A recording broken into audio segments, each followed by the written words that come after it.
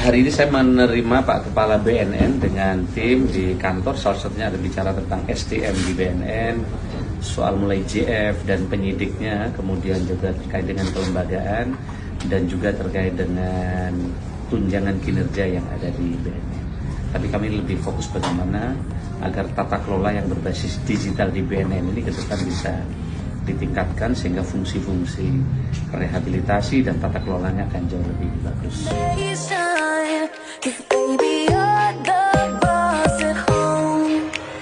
Ini kami berkunjung kepada Pak Menteri Pan-RB dan jajarannya.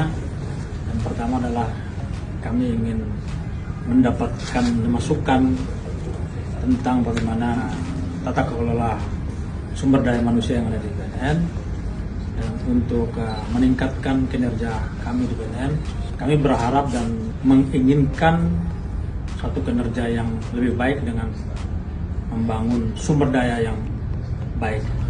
Ya, dengan sumber daya yang baik kita akan lebih berhasil.